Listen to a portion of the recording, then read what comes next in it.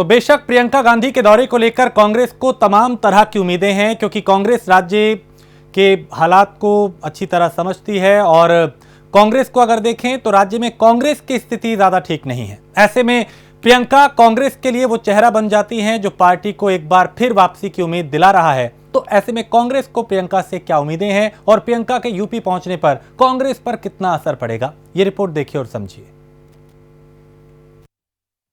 Congress party सूत्रों के अनुसार प्रियंका गांधी की जो बेटी हैं वो अधिक पढ़ाई के लिए विदेश जा रही हैं, जिसके बाद से प्रियंका गांधी का लखनऊ में डेरा डालना तय हो गया है।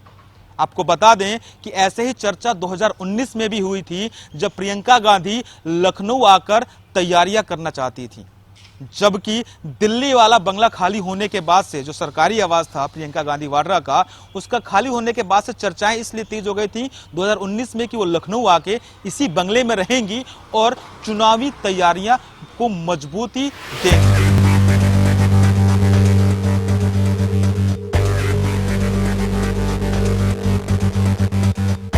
तो प्रियंका गांधी को लेकर जो कयास लगाए जा रहे थे वो अब सच होते हुए दिखाई दे रहे हैं।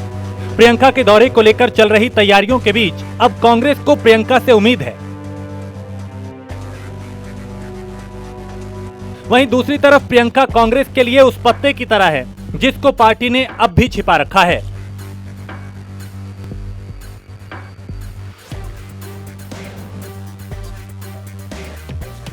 प्रियंका गांधी को अगर देखा जाए तो कुछ इस तरीके से ट्रीट किया जा सकता है या समझा जा सकता है कि एक सॉफ्ट चेहरा, एक ऐसा नेतृत्व, एक ऐसी जो है राजनीतिक नायिका जिसके ऊपर अभी बहुत ज़्यादा लांछन या गलतियां करने के कुछ ऐसे गलत आरोप वगैरह नहीं लगे हैं। अभी भी इमेज उनकी स्वच्छ बनी है, चूँकि कभी एक्टिव पॉलिटिक्स में नहीं रही, कभी कोई राजनीतिक पद वगैरह धारण नहीं किया, मंत्री मिनिस्टर वगैरह का, तो अभी भी बहुत स्वच्छ जो है और स्वच्छ चेहरे के साथ साथ, स्वच्छ चेहरे की इमेज के साथ साथ एक बहुत सॉफ्ट नेचर का भी बना है, जो कि महिला होने के कारण ये एक नेचुरल इम्पैक्ट या इफ़ेक्ट तो होता ही है। और दूसरी सबसे इम्पॉर्टेंट चीज़, कहीं न कहीं जनता भी प्रियंका गांधी को, प्रियंका गांधी के अंदर कहीं न कहीं इंदिरा गांधी जी का जो है रूप झलकता है। तो पब्लिक इस तरीके से भी जो है कनेक्ट करती है कि रिटर्न ऑफ इंदिरा गांधी, और इंदिरा गांधी की ये पोती हैं।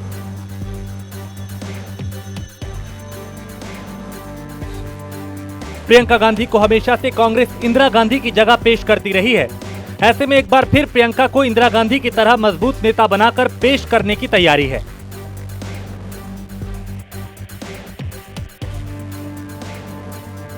लेकिन इस बार प्रियंका के सामने चुनौतियां कई हैं, क्योंकि एक तरफ जहां अखिलेश यादव छोटे दलों के साथ चुनाव मैदान में उतरने को तैयार है, वहीं कांग्रेस के साथ अब तक ऐसा कोई दल नहीं है जो उसके साथ साझेदारी कर चुनाव लड़ने के लिए तैयार हो।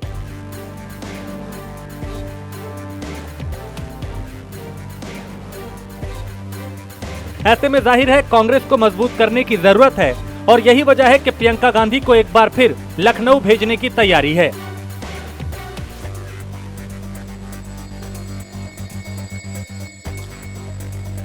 कई सालों से एकदम कांग्रेस जो है इनएक्टिव पड़ी हुई है। इसके लिए ज़रूरत यह है कि कांग्रेस का कोई एक दिग्गज नेता वहाँ पे पहुँचे और उसके साथ साथ कांग्रेस पार्टी में जो उत्तर प्रदेश की इकाई है, टॉप टू बॉटम, वहाँ के लोगों को एक्टिव पार्टिसिपेट करते हुए पार्टी में एक नई जान फूके, जो कि ये काम दिल्ली रह के नहीं हो सकता है। उसके लिए आपको उत्तर प्रदेश के चुनावों को देखते हुए उत्तर प्रदेश की ही धरती को कर्मभूमि बनाना पड़ेगा और वहाँ पे आपको अपना एक परमानेंट स्थायी जो है आवास वहाँ पे बनाना पड़ेगा।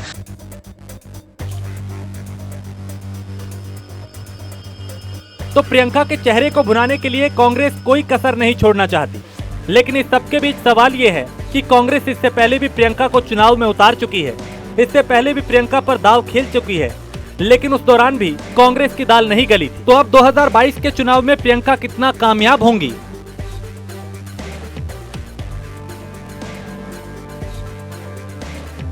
पिछली बार जो आई थी आप उसको एक ट्रायल मान लीजिए, या उतना डेडिकेशन नहीं था, या समस्या को उतने गंभीर तरीके से ये लोग समझ नहीं पाए थे।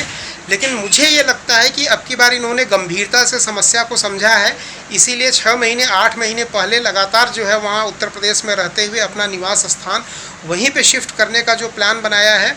तो लगता है कि कांग्रेस को भी गंभीरता समझ में आ गई है कि अगर कांग्रेस को रिवाइव करवाना है भारत में तो वो उत्तर प्रदेश से होगा, अगर संसद में रिवाइव करवाना है तो कांग्रेस को सबसे पहले जो है रिवाइव करवाना होगा उत्तर प्रदेश में। और उत्तर प्रदेश के लोगों के बीच पकड़ बनाने के लिए ये ज़रूरी है कि वहाँ पे एक कोई कद्दावर नेतृत्व का जो है सहयोग मिले।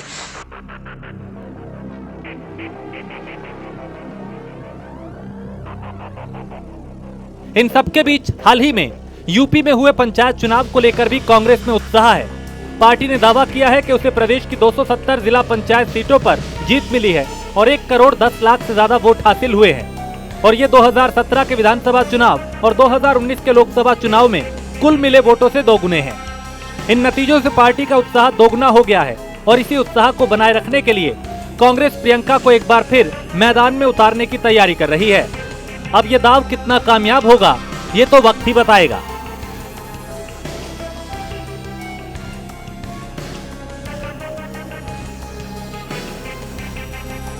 कांग्रेस पार्टी सूत्रों के अनुसार प्रियंका गांधी की जो बेटी हैं वो अधिक पढ़ाई के लिए विदेश जा रही हैं, जिसके बाद से प्रियंका गांधी का लखनऊ में डेरा डालना तय हो गया है।